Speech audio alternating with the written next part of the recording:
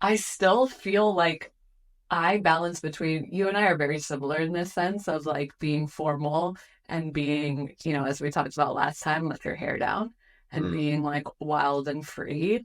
And the place that I'm in now is much more wild and free.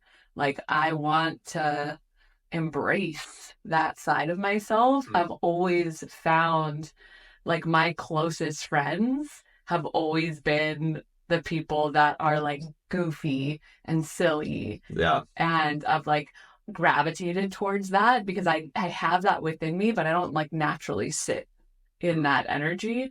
And you and I are very similar in that sense. You Like, mean it being like more formal? yeah, somebody Yeah. told me recently that I'm very buttoned up, Yeah. and he meant that as a compliment. And I appreciate that because I said, like, oh, does that mean I come across as I've got my stuff together? He's like, yeah, that's what Mm, it means. Like, mm, you like know what you want, you know what you like. Like, I think he was referring to my home also. It's mm-hmm. like very clean. I like things in a certain way. And also, I want to embrace because I like naturally sit there, and I feel like you do too. But I want to embrace more of like the carefree, go with the flow. Yeah. The I don't know. I agree to an extent. I think like the older I get, the more I realize, who I am and the more I'm comfortable in my own skin around. Like I am naturally a formal guy. Some of that's nature, some of that's nurture. And I've had some people reject that or judge that, like, oh, you're so formal and blah blah blah. But I realize like I do play with a lot of humor and levity and creativity in my formality. So knowing that I'm formal and then within that framework having the way I see it is having fun with it. Like I'd say humor is like one of my top values in communication actually. And so that's a way, as you say, let your hair down or be free and flexible and more loose. That's a way that I especially dark humor as I'm getting older. I'm realizing that's something I'm super resonant with. I think it says a lot about people that can meet you there. yeah. Um, but even in business and all of it, I think there's a certain level of formality that kind of establishes competency. And then beyond that, it's if you're formal, like if you and I are formal to each other, it's weird. If we're formal to our daughter, how weird would that be? Yeah. Good morning, Rebel. Are you ready for your oatmeal now? You're like, how weird would that be? Yeah. If I'm formal with your parents, if so there's a lot of areas where it would be completely inappropriate if I was formal, but I think learning how to place that and use it as a superpower and then be loose and free and fun and more expressive. I mean, that feels like intuitive common sense, right? Yeah, and I love how you're putting that. It really is recognizing like this is me, Hmm. and I don't want to like change who I am. And I think the older we get, the more comfortable you become. And I'll speak for myself. Like the older I've gotten, the more comfortable I am as like these are my strengths. This Yeah. is what I bring to the table. This is me. Love me or hate me, like take it or leave it. That's okay. I'm not for everyone. I recognize that. I understand that. And I think when I was younger, well, I know when I was younger, especially as a teenager, even in my 20s, like I so I had such a deep desire and need to belong that I would like mold and shape shift in Hmm. a lot of Yeah, I ways think we all do that. depending Yeah. on who I was with. And I also felt like though some of those parts were like I would I didn't love those parts of myself because the world told me like you're too this, you're too that, Mm. you're too formal, you're too serious. And so I had that like mindset of okay, maybe I should like try on a new hat or I should like embrace a little bit more. And the older I get, like the more comfortable I am in my own skin, of course. And also I think like it's fun and beautiful to like, as you said, like humor is one of your superpowers. And that's something that like draws a lot of people into you. And I love that that side of you. Like Thank you. we have like a really silly sense of humor. And obviously we have tons of years together. So we have Hmm. so many inside jokes and we can banter and laugh about like dumb stuff for hours. And I love that about our dynamic. And I have recognized for me, like, it is fun for me to embrace like a little bit more of like my edges. Like, what are the parts of myself that, like, because I do have like a silly, goofy, dorky side that I don't bring forth that often unless I'm like really comfortable around people, and then that part of myself shines through. So Yeah. that has been like a really fun, like, just part of this season of my life is like embracing a little bit more of that, taking myself way less serious that than I used to, and like leaning in a little bit more, still like being true to who I am, but leaning a little bit more to some of my edges that like I may have shied away from previously. Mm. That's interesting. I humor is something that if you break it down, it can be a lot of things, right? So I know Will Smith is a somewhat contentious person to bring up these days, but his autobiography, I think his book was Will, Yeah. right? Yeah.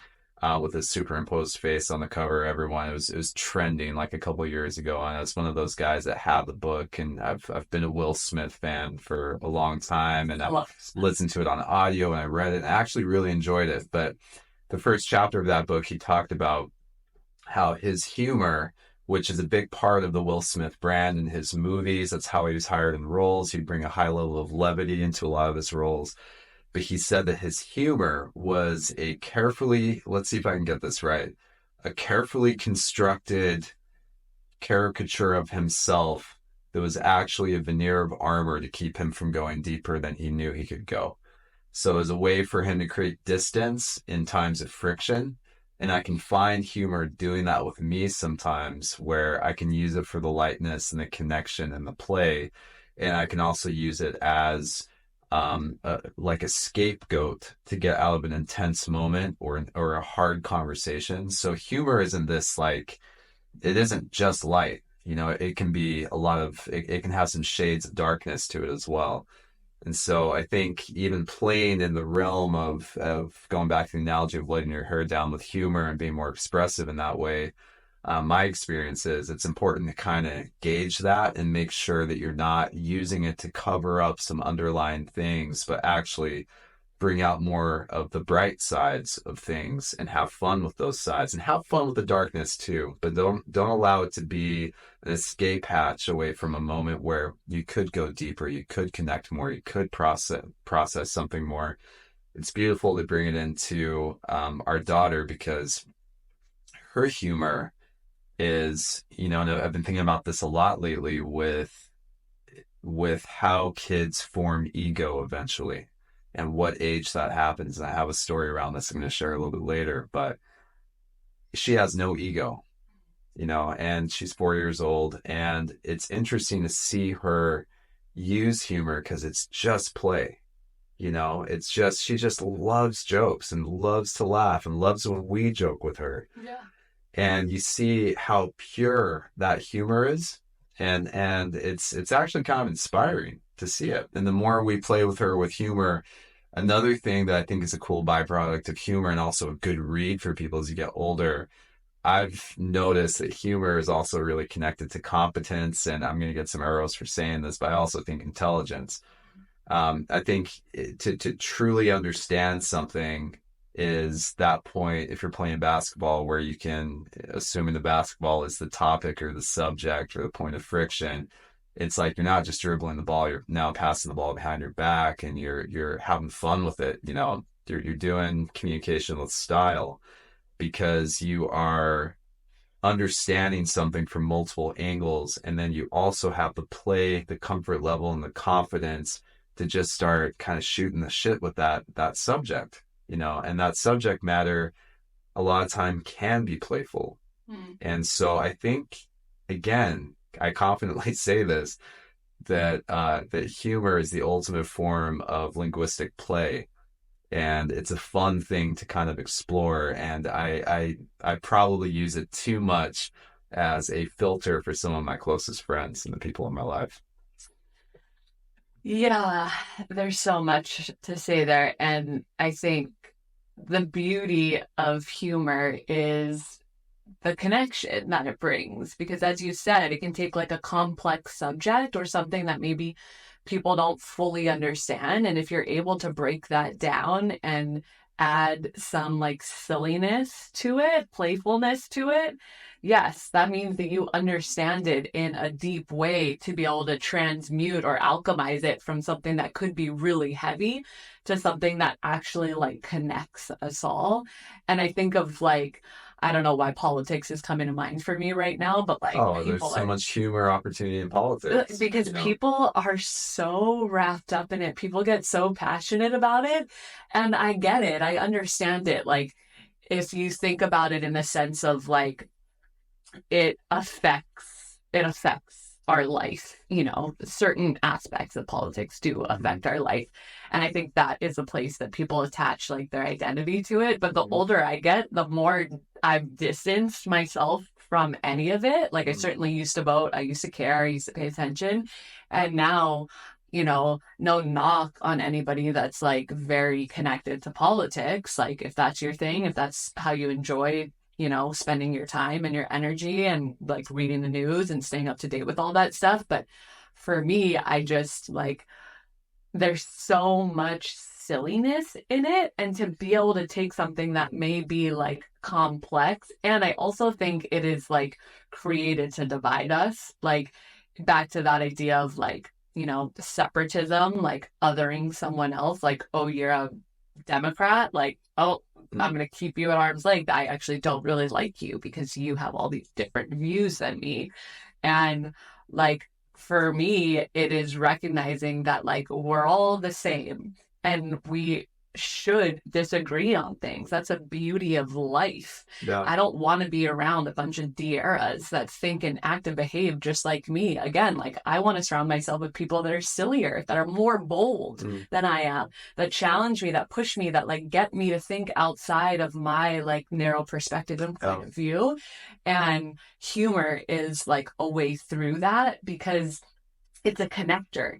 It like you can like take a deep breath with something serious that people may be very attached to, of politics as the example, like, and you bring humor into it, that it like the crowd in a room, like say a comedy show, the crowd is will be filled with people that have differing views. But if you can bring comedy to something like our presidential campaign or whatever, and the characters that are running for president, like that brings a connection and we can all laugh together. And that allows all of us to like again, not take life so seriously and realize that we are so similar and we have way more in common than we do differences. And the older I get, like the more I want that and the more I want to surround myself with people like that because that for me just shows that like you're open-minded. You can be around people, you can still love somebody even though they have a different viewpoint than you do. 100%. I mean,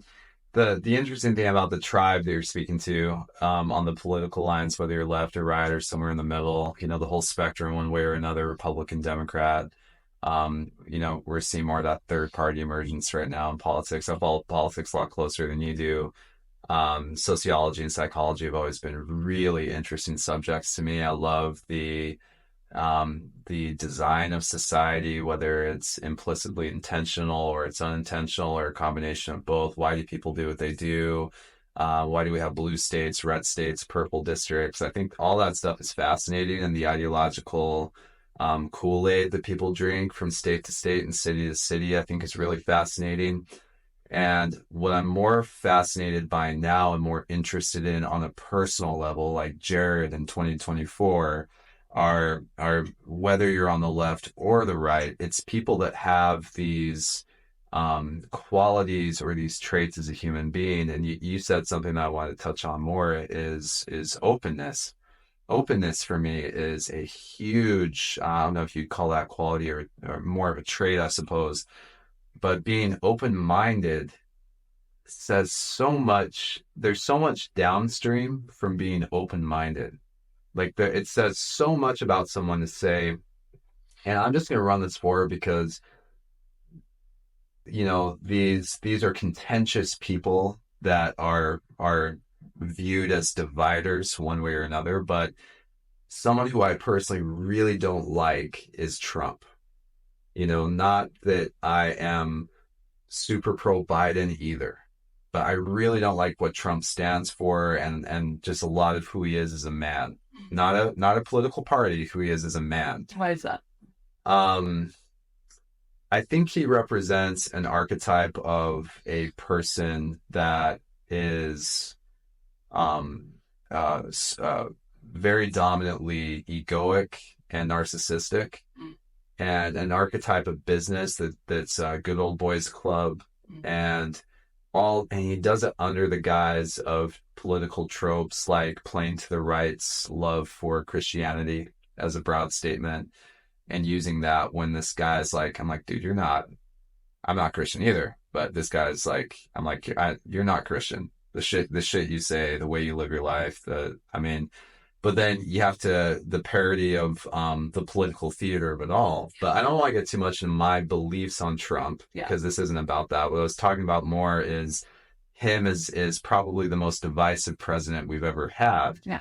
Is someone where if I come into like I actually have a couple of friends who are Trump supporters, and it's like anything that people feel really strongly about, whether it's guns or abortion or any of this stuff, vaccines, unvaccinated. I actually just want to have a level of I connect more with the people that are, you could say, vaccine questioning or hesitant or medically informed, like fully informed. I'm not talking about reading a Pfizer label.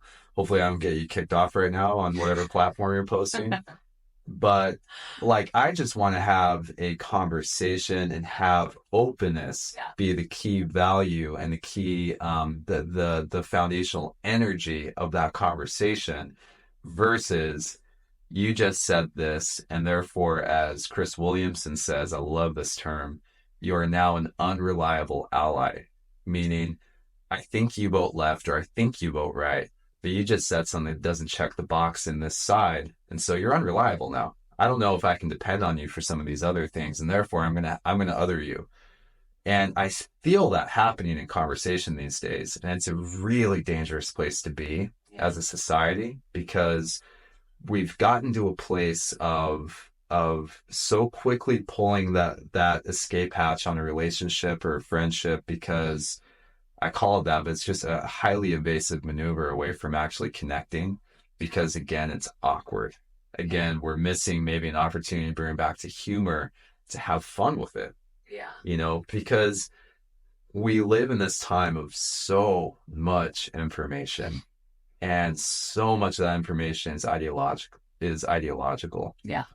They're thinking about this movie Dune 2, and part of why that movie is so that guy, the author of Dune, it's considered, you know, it's deep diving on it. It was considered the most in-depth, uh, what's the term? Sci-fi, the most in-depth sci-fi storyline of all time by many sci-fi enthusiasts. Like there's like 14 books or 16 books, something like that, and it is a deep universe. And this guy that lived in San Francisco, the original author of Dune, was taking a lot of psychedelics when he wrote it. Mm. And so you have a lot of Islam in there, Muslim. You have a lot of inspiration from Christianity in there. You have a lot of stuff from all walks of life and faith and creeds coming into Dune. And the way that movie's made today in 2024 and why they think it's hitting so hard and people are reading so deeply into it is because it's so symbolic of what's going on right now around ideology and division and the lengths that people will go to. And of course, seeing it in a beautiful narration with beautiful sound engineering and perfect special effects and beautiful people on screen and all of it together in like a almost 3 hour movie. You're in it and you're feeling it, but there's something of why am I feeling this when I'm watching it? Like people are comparing it to the significance of when The Matrix came out, which was a hugely impactful movie to me. of why am I feeling this when I'm watching this movie? It's like it came out, like art comes out at the perfect time, Mm. right? And you can tell I like that movie. I'm gonna watch it again. It's Like so passionate. like a Dune tattoo. Um, but I think it is tapping into something that we're feeling right now in a deep way, which is this, if humanity is an organism, it's this internal division of almost the cells of the organism that's like we just know it's not right. Yeah. We know that we can't let this ideology continue to divide us, Yeah. and I feel it when even to man, the full scenic route back to what this is, which is a co-parenting podcast.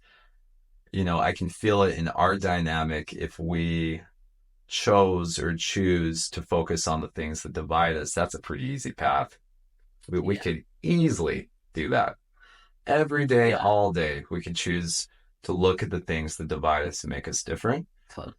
or we can stay in the room with the shaky walls and we can hang in there while it's uncomfortable and we can allow the house to reform into a strong house again and continue to build the foundation of what this new landscape of our co-parenting and friendship level looks like. Yeah. And remembering the foundation of that is our daughter. Yeah. And so I think as our society continues to kind of unravel all this, like what's the foundation of like what the fuck are we doing here? Yeah. With our common human, Yeah. Yeah. And we were touching on this a little bit last night when we were chatting of like, do you stick in? Do you lean in when stuff gets messy or hard or uncomfortable? Or do you pull away and withdraw? And the beauty of the place that you and I are in today, and I've had so many conversations lately because we are paving a path of, to pull Charles Eisenstein into this, the more beautiful world our heart so is possible. Like that is chosen through sticking in and leaning in. And we got to this place of harmony so quickly, in the grand scheme of things, in a few months from like the place that I was last year where I was feeling like some deep sadness and I was feeling some jealousy and those emotions were rising to the surface and I let it. Whereas previously in our dynamic, I would have withdrawn, I would have avoided, I would have numbed, I would have smoked a joint, I would have had a Manhattan or a few. I probably would have like gone on dates way sooner than I did. I would have done all these things. And instead I recognized like the only way out is through. And this is the moment for me. I am like the caterpillar in the cocoon right now. And it feels fucking awful. Like it is hard. I don't want to sugarcoat or pretend that it's anything other than that. It was really hard and it was uncomfortable. And I had many dark nights of the soul. I am like, essentially living on my own for the first time in my life. And I knew I had such a deep intuitive sense that like, this is exactly where I'm supposed to be. And I have to feel it all. And I'm so glad I did. And I'm sharing all of this because I know that this like dynamic isn't necessarily unique to us. Like, yes, we have our own set of circumstances based upon like, the choices that we've made and where we live, etc. But like so many people are going through this right now. I was talking about this with a few friends a little while ago, this idea of love without jealousy and how beautiful that is in every relationship, a relationship with your child, a relationship with your co-parent, with your family, with friendships, because that feeling of jealousy is it comes up and it can play out in the background and you don't even recognize that it's there, but you're projecting like a certain type of energy or you're playing like some games and you're not like that's like the opposite of unconditional love. And here like in our dynamic, like I'm constantly thinking through how can I not only give more love but in return like be able to receive more love, because at the end of the day, like, that's what we all crave. Like, that's what I crave. I want to be in a place where my life is filled with love, and in return I'm able to give more of that away more freely, without attachment, without expectation, just in a way of like, I want to sprinkle and pour love into every person, thing that I interact with. I want to ask you something. Where does back to the jealousy thing, and I'll give you a quick anecdote of where I'm at today. I used to be someone who, we were talking last time about codependent tendencies and how those might show up. And I can say that in past relationships and in our relationship, for a good chunk of our relationship, I had some internal codependent tendencies that I wasn't even aware of. And I'm just now seeing, as I step into this man that I am today, and I'm feeling more aware and able to shine the light on some of those spots in myself, especially the codependent side. I see that one as a feeling, as jealousy as a feeling or an experience or an emotion. I do not have like any jealousy anywhere in my life, not in business, not in relationships, not anywhere. And that's never been the case for me. And I believe, and this is obviously pure projection because it's just my experience, that is all about my level of self-love and acceptance and how I'm filling my own cup these days and how I see myself, how I'm experiencing life these days, in this version of myself. So I say all that to say, I think in past experiences, past relationships, jealousy for me has shown up as a feeling of lacking. Mm. Like a feeling of there must be something wrong with me, making it about me, which I could also say and see the path where jealousy is a byproduct of narcissism, or showing up in a hyper egoic way in a relationship where you're actually making it about you when it's not about you. It's like in the Four Agreements, I'm taking it personally. I'm making assumptions, right? Yeah. So two out of the four agreements right there. That's part of the operating system of jealousy. I want to get your thoughts on that, on how jealousy is as not this is how people experience it, but how has Diera experienced jealousy, and what's your relationship with it today? Yeah. And how does it still show up? Yeah. And it does show up. It has shown up a little bit. And we had this beautiful conversation last night about like, breaking some of those patterns. And you were asking me questions of like, are some of those things still showing up for you? And because I am dating, I'm being like tested, there's like these little moments that are popping up here and there. And so that feeling has rose to the surface.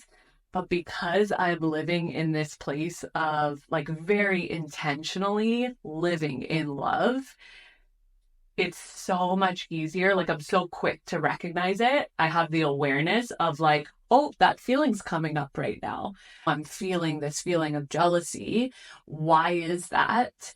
And that was coming from a place of lack, of like not enoughness. And that's been a There you story. go. That's been Yeah, a story that's what I wanted to get to. yeah. That's the juicy stuff right there. Yeah, and that's a story that I've carried for a really long time. Like that showed up for me in our dynamic for so long, but I never voiced that to you because I was so insecure about it, and I felt like I don't want to be that person that struggles with self-worth, that like doesn't feel enough. Because I also am this like very strong, independent, confident woman. I'm both, but I'm also a human being. And I have moments where like I feel less than.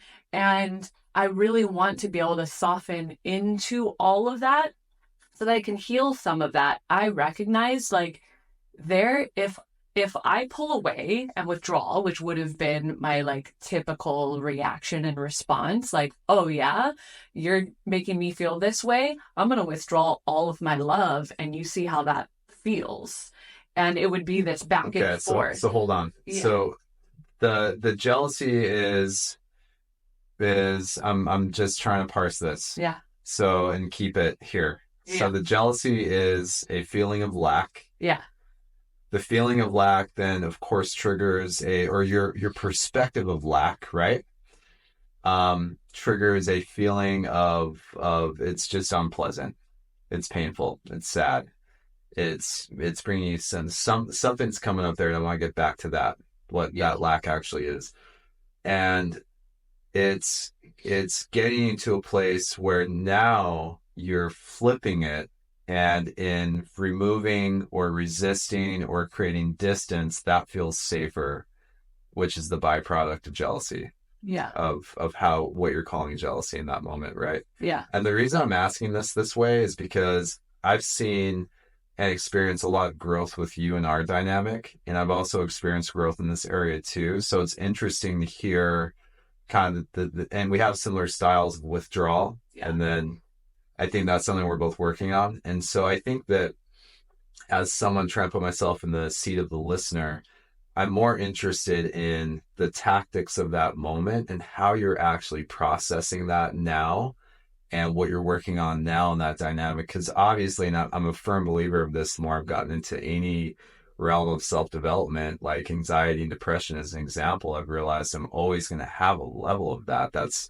actually served me well in some areas of my life. It's helped promote action and response and a deeper understanding of who I am. But all it is I turn the volume down on those things a bit when I'm doing the work, as they say, but knowing that that's always going to be a part of me, knowing that these guys are always on my shoulder, you know, and or insecurity or any of these other things. And so jealousy being one of those archetypes Yeah. and parts of who we are, and I would say really part of the human experience.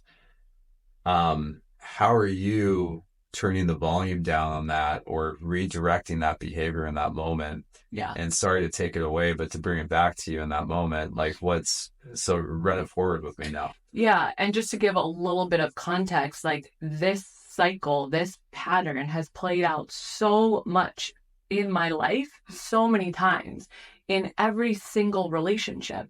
And I know now it is not serving me. I do not want to keep playing that out. It's a game. It's like a silly game where you make me feel a certain way and I withdraw love and we do this back and forth dance and we don't talk about it. And then we both likely end up feeling shitty. And So I don't, you see, in withdrawing again, to stay in it, in withdrawing the love, um, you're doing that as a motivation to get a response from the person. yeah, it's a test. It's a test. It's a test Okay. to see if I pull away, are you going to lean in? Okay. So it's a catch and release, and then a cat and mouse game. Yeah, Yeah. exactly. Got it. And usually, 9 times out of 10, it leaves me feeling more empty, more alone, Of more course. isolated because I'm keeping people at a distance. And I did this so much in relationship, even in friendships. Like I would only let people in here at arm's length. And so, like, not only would that person not feel like full love from me, I would never feel full love Yeah. because I wouldn't let somebody fully see me. Because if I did, like that was too vulnerable, that was too uncomfortable. What if I let somebody fully see me and they didn't love me, that meant I was unlovable. So now I recognize, like, one, that cycle and pattern is not serving me. I do not want to carry that forward anymore. And in order to break free from it, I now have the awareness, whereas before it would be so unconscious and play out in the background that I wouldn't even recognize it was happening. I wouldn't even notice that I was having those feelings or that I was playing that game. And now I do. I recognize, like, oh, this feeling's coming up. It's almost like tension in your body. Like you want to close, you sort of want to run away, or you want to like pour your love into somebody else. And instead of doing those things, I now recognize, like, okay, I'm feeling this feeling right now. What's the story I'm telling myself? The story I'm telling myself is I'm not enough. Or I don't belong. I'm not like worthy. I'm not lovable. Like those are usually like that's the language that comes up. And then I recognize, like, okay, that's not true. So instead of me withdrawing right now, what if I did the opposite? What if I leaned in? What if I poured more love into these other people right now? What does that look like? How can I like love on this person instead of feeling like less than or or jealous, competing. competing, Yeah, competition? which is a really common thing with women. I Totally. notice. And I really, really want to break free from that. And not only break free from that, I want to show women what's possible when we cheer each other on and lift each other up. Mm. Even when you're feeling a little bit of that competitiveness, like recognizing that, like, that's not your fault. Like we live in a society and a culture that puts us against each other. And even in friendship dynamics, like that's really common with women. And I've certainly been in those relationships before, and I don't want any of that because when you like lean in, when you choose that choice to like connect deeper or get to know that person a little bit more, like build a bridge essentially, that allows more love in. And back to like even our dynamic, this idea of like love without jealousy is I understand that like that is difficult for a lot of people. And I say that because even like the path that we are on, I notice because I'm paying attention to people's energy. And I notice that like people feel a little bit uncomfortable with like how fast we've gotten to this place of harmony and love. And I think that that's like their own story that they're carrying. And also, I recognize that people like drama, like people want, it would be way more entertaining if you and I were constantly in like turmoil. Yeah. Yeah, there's a conditioning that's normal around divorce and conflict that's normal around divorce. And, um,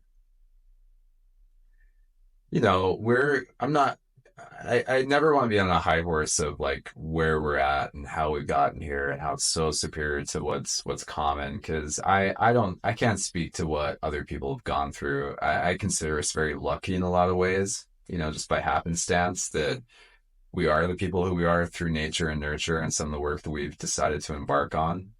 And I give a lot of credit to who we are, yes, but how we were raised. And yes, it wasn't perfect for you, and it certainly wasn't perfect for me. I feel really grateful to have the dynamic that we have, and I'm also conscious of the tension that's out there around people not always wanting that for me and not always wanting that for you. Um, but again, to take it a little deeper, I think, and to even think about, I've been thinking about now I want to maybe finish with this really cool story about Rebel at this birthday party, but I've been thinking about this ego thing and when ego starts to form. And I don't want to say ego is all bad. I think it certainly plays an important role in our lives. But in ego, and if we stay in ego, and you talk about that Charles Eisenstein, Eisenstein or Eisenstein? Eisenstein. Yeah, you talk about that quote, a new world that our hearts know is possible. He's not saying our heads know is possible. And I notice that the more I sit in my ego and the doing Jared, the get her done Jared, the separatism, maybe even a lot of the content creator Jared, there is a level of ego that is actually part of my fuel that's important. But in doing so, that tends to make me go from heart to head to where I'm very heady about something. I notice that a lot of the opinions that will get poured on me or you about how we should or shouldn't be, or I can't believe you guys are like this, it tends to be some of my more heady people in my life. And a lot of them are quite successful as well. And I've noticed that if you really boil it down, you take from head to heart of what we kind of feel is, of course, that makes sense. Of course, that's the way forward. Of course, harmony is better than conflict. That is a discussion that takes place in the heart. And that is just so simple to me. It's not a complicated thing. It's not complicated how we're here. It's just a matter of what makes sense in the heart. It's not what we've been conditioned to culturally in our heads. Those are two conflicting things. And in our society, moving from heart to head and head to heart, in which of course both are necessary, but one has cultural conditioning, the head, and all the elements of stuff that's out there that's influencing us in all these ways, nuanced and pervasive. And the other is the heart, which is like the core, really the onus of what it is to be a human being, which we see in our daughter. You know, maybe I can share a quick story that I shared with you. Um, we were at this kid's birthday party, and it's a bunch of people I really hadn't spent a lot of time with. So it was new people for me, but it's people from our daughter's school and some of the learning pods and some of the experiences that we have her involved in locally. And so the average age there was like 3 and 4, and a lot of 4-year-olds and some older kids, maybe a couple 5-year-olds and 6-year-olds as well. But it was, little kids is the point of what I'm saying. And one is really cool to walk in because our daughter is, I'm convinced, I want to call her an omnivert. She's similar to me. She's an introvert and extrovert, but right in the middle of that spectrum, like loves people, needs her time. And so she walks in, she's holding on to my hand, and we walk down into the backyard, and all the kids and all the parents are like, Rebel! And it's like the dream of how you want to be welcomed into it. She just looks up at me and she's like, yeah, these are my friends. That was really cool to see her. Everyone wants to be welcomed to a party in that way. 100%. Yeah, it was just cool that she could have that moment. But anyway, we're hanging out, and there's a pool, and we're hanging out in the pool, and we're just kind of, it's a kids party, so kids party. I don't know why this ever changes as we get older. I wish there were like kids style activities for adults at parties too. Like anyway, the mom of the two girls that were celebrating both their birthdays together, she comes up and she asks me to, she gives me a whole handful of coins, and she asks me to disperse the coins in the backyard with these other parents. And Easter's around the corner, so she gives the kids these plastic eggs, and she says, and I suppose this is part of a Chinese tradition, as I understood it. You don't do this with Easter eggs, but you do this where you will put coins or something of value hidden in the backyard, and the kids will run around. It's kind of like an Easter egg hunt, sort of, but they're running around, and however many coins the kids can grab, they get to keep those coins with them. So it's a sign of good fortune and goodwill to the people that came to the party. And so all these little 3-year-olds and 4-year-olds are watching us parents put these coins out. We're hiding them, some better than others. And Rebel's right up on my leg, and she wants to be right next to me. She just gets out of the pool. I'm putting the coins out. And because she's right next to me, she's not really seeing my trail of coins, but the kids behind me are. And so the kids behind me are picking up the coins. They're filling up their little eggs. And, these kids are coming up. These little girls in particular are coming up, and they're just flexing on me. They're like, Uncle, look how full my egg is. And they're shaking the egg, and I can hear the coins in there. And I'm realizing, and Rebel's realizing, she doesn't really have any coins in her. She has maybe like 2. And pretty much all the coins have been picked up at this point. And this is the cool thing. These kids, boys and girls, are starting to notice the dynamic with Rebel, and that she's maybe having an experience of lack, where her egg, because of her choices, right? She chose to stay by me and not mingle with the other kids and hunt for these coins. Her egg is empty, essentially. And so without any influence from the parents, these kids were coming up one by one, and started out with these little girls. These 2 little girls are coming up, and they're like taking coins out of their egg, and they're tapping Rebel on the shoulder, and they're like, here, you can have one of my coins. And then another girl went up, and she didn't even want, this is one of the coolest things ever, she didn't even want Rebel to see that the coin was coming from her. And so I watched her take it out, and she put it on the ground. She tapped Rebel on the shoulder, and she's like, you can pick this up. And she just wanted Rebel to have that experience of finding a coin, not just handing it to her, but finding the coin. And then that experience, that example was just that. The other kids saw what was going on, and they started coming up, and they started giving her coins. And so it really brought Rebel into this experience, and us parents were all talking about afterwards, and what a beautiful thing it was to witness. that even at that age, kids are so conscious of what is the experience someone else is having. Now, I do think that even at that age, the fact that you might like someone a lot, they really like Rebel, that has something to do with it. We want to take care of the people that we like and we love and we care about, of course. We want them to have a mirrored experience of our own. But what's interesting is those coins are actual currency. They're nickels and dimes, and like you could buy something with it, right? These kids maybe don't know that, but my point of bringing that up is, and what we're talking about as parents, so wonder how old kids are when the ego starts to form and what's mine is mine, and that behavior really starts to set in. Because I can tell you from watching those kids, that behavior there wasn't a sliver of that behavior. It was all I want to share with you. I want you to have this experience with me. And so to bring it back to that Charles Eisenstein quote and that idea, that kids are the heart, and you see that that is a heart experience. That's all feeling, you know. They're not in their head of, well, technically I have $1.58, so this is mine. They're in feeling, and it's just another lesson to me that has really stuck with me. I've thought about this. I've actually told this story a few times to some friends, and we all have this like cool kind of emotional experience to it because we just feel that that's a state of being and acting and behaving that we want to kind of come back to as adults. Yeah. How we can bring people into our experience more. Yeah. And again, I think that kind of behavior transcends all of this noise about politics and what side of the aisle you're on in this time of division. And it's really just how to be. That is a way to be that these little kids, showcase just by being human beings.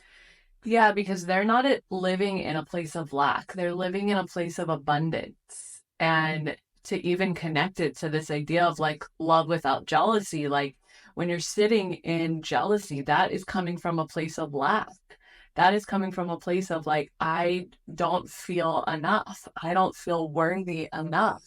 And if you're sitting in abundance, you want to emulate that. You recognize I have so much more than I need that I'm going to give more to all of you. I want to lift all of you up with me. I'm up here, and I recognize that maybe you're not up here too. So let me bring you up here. Like, let me help, like, guide you into the light because it's beautiful over here. It's fun. It's silly. And like guiding somebody to that place, lifting everybody up around you. Again, like even back to our dynamic of like, what's possible. This is what's possible when you choose to live from the heart. And it's not always easy. There will be tests along the way. And that's what makes it even more beautiful once you reach that place. And like, I think we're there in a lot of ways because I don't feel less than like from you. I feel like I know deep down that like there's so much love here. And just because you love other things or other people, that doesn't mean you love me any less. And when that time comes for me, like when I do like pour love into somebody else, that's not going to take away my love from you. The same thing with like when you have multiple children, like you don't Do you have love other kids? can't speak from personal experience, but like I know the people that have multiple Yeah, children, it's like it's just more love. yeah. It's not like I'm gonna like hold on to some of my love to make sure that I have enough for my second child. Mm. It is like it just cracks your heart open even more and creates the space for more love to come in. And that is a way that like I want to live my life. There's an understanding that I'm coming to about the heart and what the heart's capable of in terms of love. That love is one of these things that is ever expansive. Mm. And what actually brought that to life for me was when we had our daughter, and my love for you and my love for the family that I knew before and my friends and honestly, everything through my life up to that point was incredible and immense. But the love for my daughter was right away like a an expansiveness that I hadn't ever experienced before, and it didn't take away from any of the other love. It like kind of raised the, I like to use the volume analogy a lot. Turn the volume up on all the relationships. It made my heart more expansive, and that's something really unique about love as a module of being is you can really expand it and continue to expand it. And it is like all those cheesy, trite quotes out there about love being infinite and love being God. And like you can kind of start to touch that stuff in a tangible way when you understand it through, for me, it's been through actually being a father, where I'm like, this is expansive. Like I had this experience, actually, I haven't shared this with anyone. Well, it'd be a weird thing for me to share with anybody. So I'm going to share it with a bunch of people I don't know they're listening.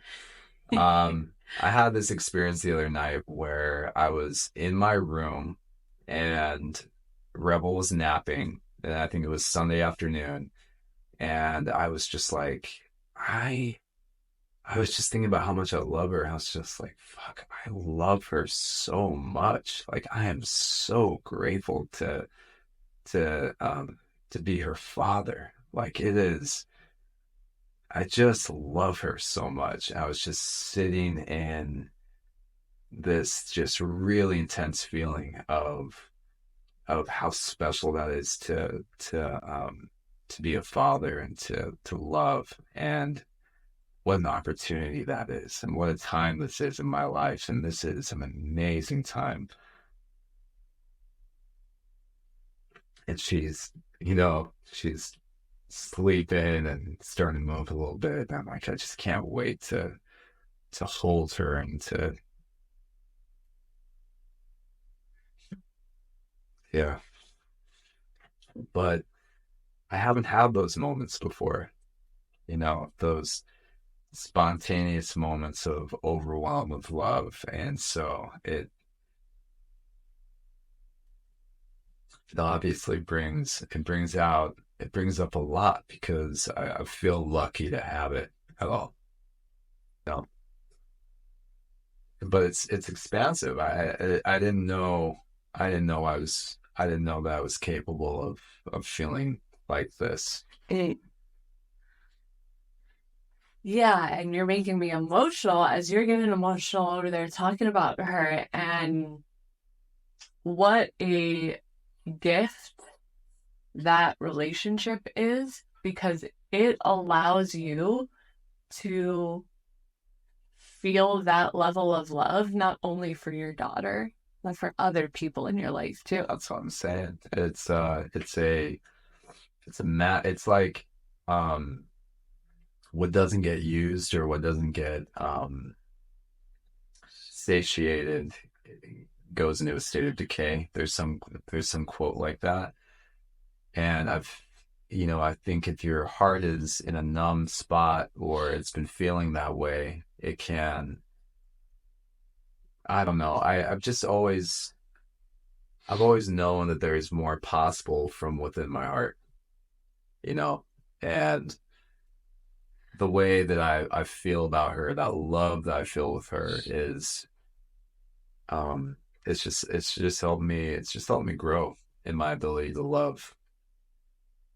Yeah, and you know what's this is hard to even say. And what's funny about this is I watched our wedding video yesterday. I'm working on a video for my business, and um likely gonna pull some of the footage from our wedding video. And it made me emotional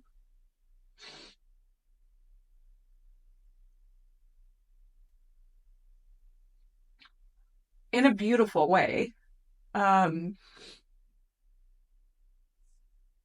and as you're um talking about how much you love our daughter, the piece that feels hard for me to say out loud right now is recognizing that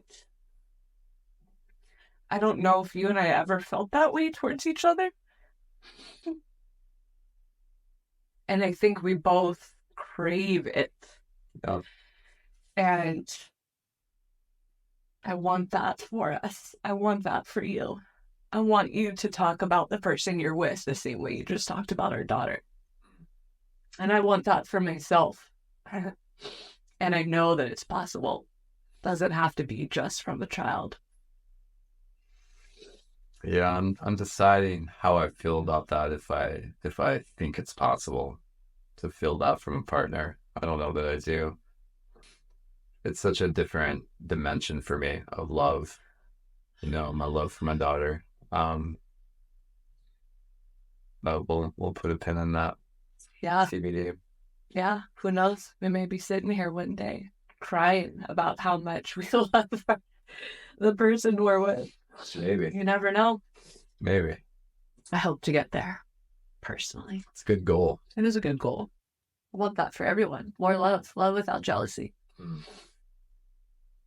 I love you. I love you too.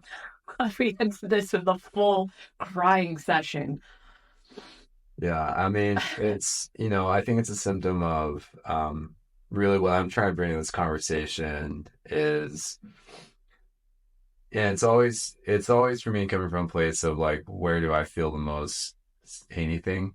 And listening to either a conversation, another podcast, or reading something or watching something, I feel it when it's in the experience of the people there. Like they're bringing me to really who they are.